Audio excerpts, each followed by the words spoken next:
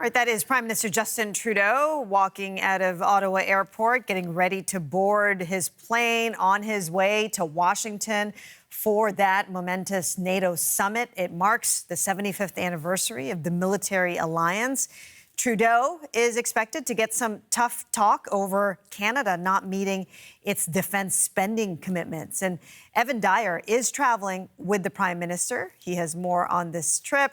Let's just watch Prime Minister Trudeau climbing those stairs, getting ready to get into his plane. And let's bring in Evan Dyer to sort of break down just what will be expected at this high-level summit as Prime Minister Trudeau meets with other NATO leaders. Well, a feature of NATO summits in recent years has been pressure on Canada to spend more on defence. And if anything, that pressure will be greater than ever at this 75th anniversary summit in Washington. One of the changes that we've seen over the past year or so has been that a growing number of countries have been able to meet that NATO defence commitment, which is supposed to be 2% of gross domestic product spent on defence by each of NATO's 32 member countries. Canada falls quite a way short of that. About 1.37% only of Canada's overall economy goes to defence.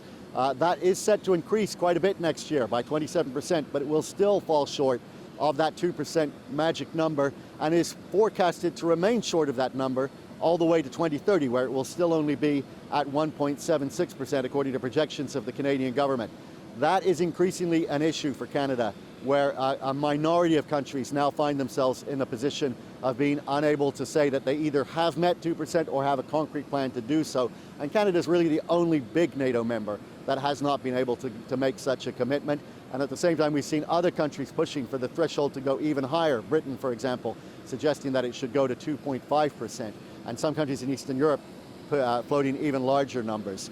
Of course, this summit also happens in the wake of two very important European elections. A huge relief for NATO coming out of the result in the French election. National Rally, the far-right party that placed third in the French election and was expected perhaps to place first, is seen as very hostile to the alliance. It's a party that is seen as close to Russia, has taken loans from Russian banks in the past to pay for its election campaigns. So it was, although it didn't in its platform call for the abolition of NATO or for France's exit from NATO, it was certainly seen as a threat to NATO. So that result is reassuring. The new British Prime Minister, Keir Starmer, is also expected to be on hand. Britain is seen as a point of stability in NATO, where all parties across the spectrum support the alliance. But the great concern, of course, hanging over this summit is the upcoming U.S. election, with President Donald Trump in the lead, a candidate who has repeatedly denigrated NATO or spoken about changing the terms of NATO, who's questioned NATO's Article 5, which is its mutual defense commitment that each member will step up to defend any other member in the event of war. So that is really the big sort of threat hanging over this summit. But we expect the summit to set that aside and focus on reaching agreement among the governments that are elected today and in power today on supporting Ukraine at a very difficult time in that war and trying to keep building the alliance without looking at events that will ultimately be controlled by voters in America and Europe. Right, Evan Dyer, CBC News, Ottawa. Yeah, and now en route to Washington, D.C. to cover that summit. For more on this week's meeting, we are joined by Andrew Rasiulis. He is a retired Department of National Defence official, as well as a fellow with the Canadian Global Affairs Institute, and he joins us now from Toronto. Good morning. Thank you so much for taking the time to be with us this morning. Good morning, Chris. So, Andrew, let's start with this. Ukraine will be front and center again at this NATO summit. What will you be watching for? Well, the NATO summit will, in fact, be doing everything but giving Ukraine NATO membership. This is what Ukraine wants. They wanted it badly last year in Vilnius. It's just not possible in the sense that there is no consensus within the alliance to bring Ukraine into membership while it's at war with Russia. That would essentially bring NATO into a world war with Russia. So that's off the table. What is on the table is actually making that pathway of eventual Ukraine membership after the war, post-war, more meaningful and more robust. So they're calling it, let's say, the bridge to membership. And that bridge is actually a more formalized approach by NATO to provide continued support to Ukraine with everything short of membership and everything short of NATO troops. So that means that NATO will be taking over much more of the responsibility from the United States, which has been doing ad hoc stuff, to provide money, equipment, training, armaments to the Ukrainians to keep them in the fight. But realistically, the Ukrainians are in a strategic defense. So the best that can be hoped for is they keep defending themselves until such time as they're able to enter into comprehensive peace negotiations and ceasefire with the Russians down the road. NATO hopes that by all the support they're giving, they'll allow the Ukrainians one more push, one more offensive operation, maybe in 2025, to put them in a better negotiating position. But at the end of the day, this war is not going to end by either side winning a decisive victory. And Andrew, I'm curious to know what you think a potential ceasefire or settlement look like under this bridge membership.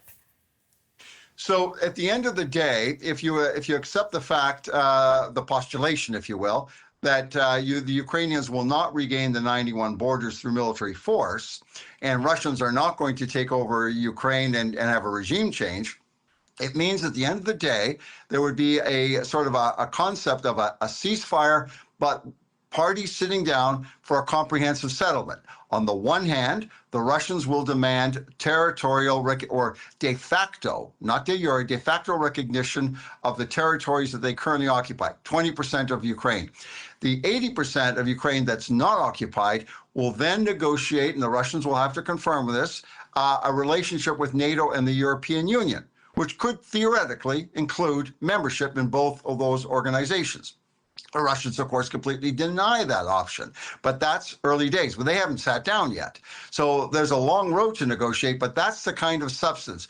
Ukraine's, the 80% of Ukraine that is not occupied relations with the West, and the 20% of Ukraine that actually the Russians occupy get more formalized into Russia. Okay, let's talk about this big question that no doubt Prime Minister Trudeau will face at this summit. This commitment to set aside a minimum of 2% of GDP for militaries. Most of the member nations have committed to this. Canada won't meet the target. What will be the fallout from that? Well, Canada will continue to repeat its strongest card in this. And the strongest card has been that Canada plays a very important role in many NATO missions. And in terms of the Ukraine situation, on the NATO's eastern flank, Canada has been front and center, taking the lead nation role of a brigade, leading the brigade group in Latvia. That's a very important mission. We stand out in that respect. The Canadian flag is on that map. So Canada will play that one up. Canada will also play up the fact that we've just bought F-35s. That's going to be a big bill that will increase the defense budget. We're also looking at submarines, perhaps 6. Now, that's down the road. But all these things, Canada will argue, are going to, over time, increase the budget, the defense budget. And we're going to get closer to that 2%.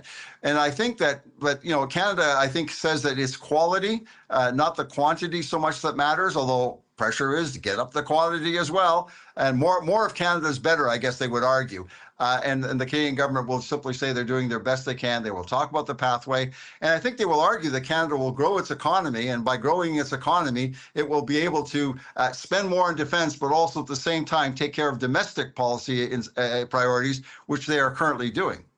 And let's talk about the host nation very quickly for this summit. A lot of political uncertainty in the U.S. right now. How will that affect those conversations? Well, that will be very much behind the scenes because Washington is abuzz with the talk of the future presidency of Biden, the potential re-election of Trump. But at the table, it will be business as per schedule, passed per the agenda. And the professional staffs of all NATO members have been working out the communiques and all the measures that will be adopted, like that bridge and so on. So the formality of it, the photo ops, the documents published will be pretty much as we expect. But after that, there will be, of course, a highlight on the potential politics of where things go. In the United States, of course, if Trump gets elected, then there's the question of how long will the Americans be providing the support they are currently providing to NATO and Ukraine, when the Trump administration people are likely to shift prioritization from Europe, Russia, to China. That is their current, and that has always been inside the Trump administration, their top priority. So the NATO summit is, they say, Trump-proofing things to make sure that NATO takes over more of the management of assistance to Ukraine and formalizes as a NATO mission, rather depending less on the Americans. So should the Americans shift their priorities, NATO would still be there, minus a bit of the American support, but providing Ukraine with its assistance. Yeah, it will be a very eventful week. Mr. Rasiulis, thank you so much for your insight. You're very welcome, Chris.